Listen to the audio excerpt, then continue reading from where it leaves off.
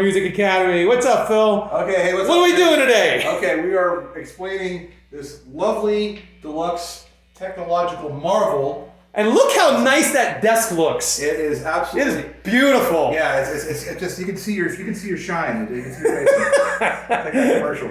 Oh, we got the subwoofer on the bottom too. Okay, I can't forget okay. that. All right, explain to us what we got going on here. What we have here is a very elegant solution to getting some sounds in here that actually is believable, not too loud, and will allow you to be effective as a teacher. So, and also be happy as a guitar player. That sounds good. So you might see a mixer and a guitar, you go, oh God, this is going to sound like a guitar going through a mixer. So skepticism is running high right now. It really is, players, yeah. right? It really is. Okay.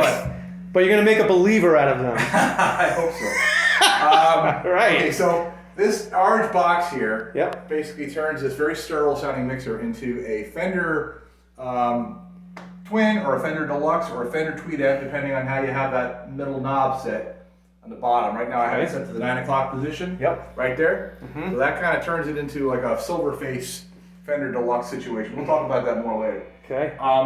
But yeah, for $30, it's the bomb. So anyway, we all know what guitar sounds like going into a mixer. Just unadorned. It sounds pretty flat and it doesn't sound great, right? So it sounds okay, but it doesn't sound. You can get away with it, but it's not awesome, right? But I hit that. Oh boy. By the same thing. I got a little dirt on it. Right? Which we can clean up, by the way, by reducing gain. Now, is that right one? Yeah. Okay, who wants this drive? So anyway, that's that. I like it a little hairy myself, but that's, And we also have, guess what? We have reverb, which is lovely. So now we have. Right, so we can have a lot of stuff. If you want more reverb, we got that.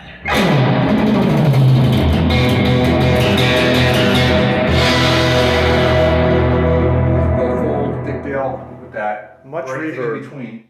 But yeah, this thing sounds pretty good. You can get like some pretty believable.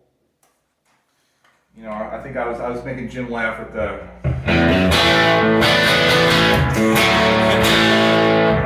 It'll totally do that, right?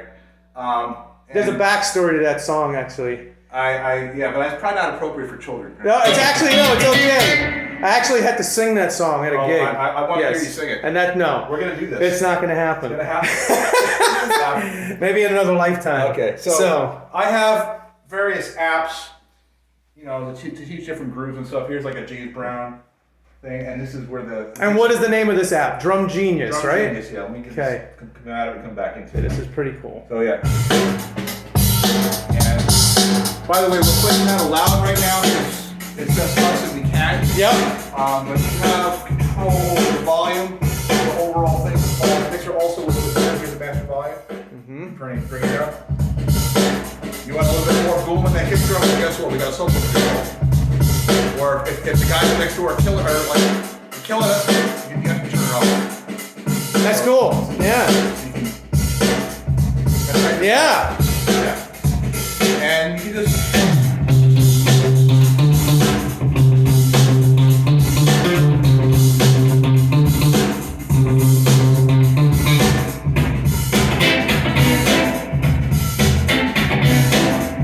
Whatever grooves you want. So, and I have, me personally, I play jazz guitar, so sort of teaching that I can put on my ears. 1, 2. Yeah. Oh, even a little counted. Yeah, it doesn't. Yeah. 1, That's Jamie. 2, 3, 4, 1, 2.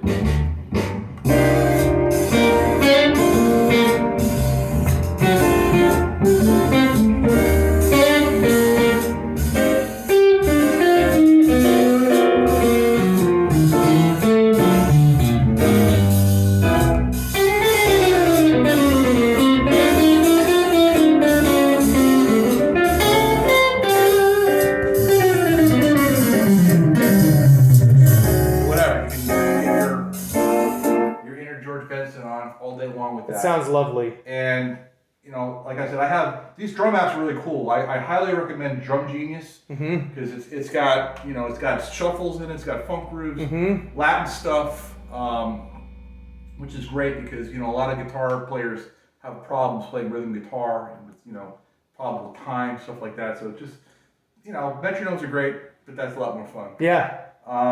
And obviously if you have play-alongs where you're teaching songs and you just want like a music minus track, whatever, you can have that. And eventually we're gonna incorporate this thing somehow. We just gotta figure out how to get like YouTube videos on the TV. So it's not like, hey, look at this little tiny phone. Exactly. So each one of the rooms got set up with the television in it. Right. And I teach bass and keyboards as well. So so we get this allows me here. to plug the keyboard in, and it'll sound beautiful. It's in stereo. Bass sounds really good through this as well. Actually, just had a bass player in here who was very skeptical, and he was like, and he left with his grinning ear to ear.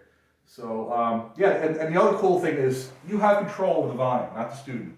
So when they plug in, they can't just plug in a little amp and blow your head off. And ruin your whole week like that. So you control the volume, not them, and everything is cool. So explain a little bit with the keyboards how you say that you get sounds through the phone. Also, okay, well we're still on this. We're still plugging that in. Yeah, okay, but I'll do a separate one with that. Okay, that sounds good. But yeah, this little thing here that you see plugged into the keyboard to the MIDI jack is called a plug key, and that allows you to plug a lightning cable, as you see, into the phone, and then get audio to come out into the mixer that actually will sound better, in my humble opinion, than the sounds on the keyboard. Than anything. Like you could buy a $6,000 Nord, and this $10 app or $30 app or whatever you get on your phone will blow it out of the water. Yeah. I mean, I'm not really an active keyboard player anymore. I'm kind of focusing on this now, but when I was playing a lot of jazz piano gigs and things like that, I was just like, I would just bring a little MIDI controller and the phone out, and it sounded better than anything I ever used short of a real piano. So, and I had like a stereo amp. The stereo is real important for keyboards, which is another cool thing about this. Right. I have my full iTunes library at my disposal.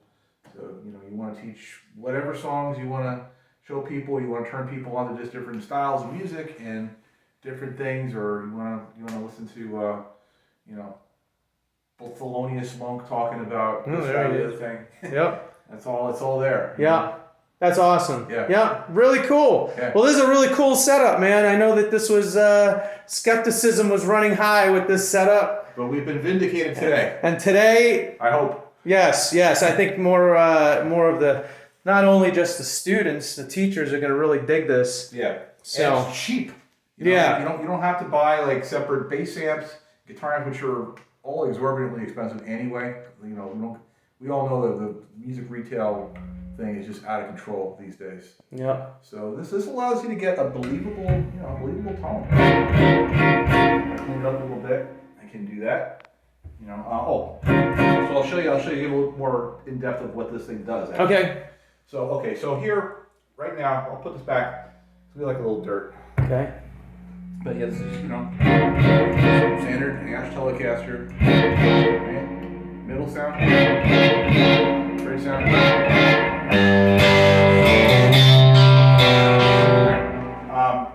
Now, if I want a little bit more in your face kind of sound, this control here, what this does is a character control. So in the center position, it's more of like a tweed.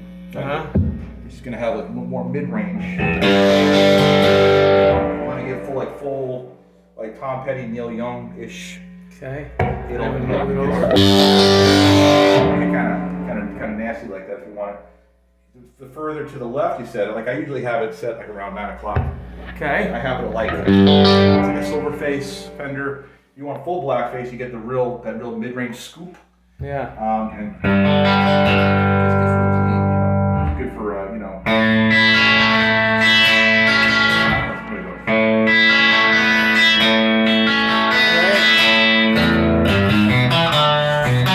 But more that cleaner kind of sound. But whatever, it'll do Lots of options. yeah, a lot of options, and you know, just like a real amp, if you put if you have a tube screamer or a boost pedal like that, or actually a real distortion, you want like Marshall type distortion, you can put that in front of here, and it'll actually behave like an amplifier. You won't hear any of that digital sounding line 6 kind of Right. nonsense. It actually sounds. I mean, I had what did I have?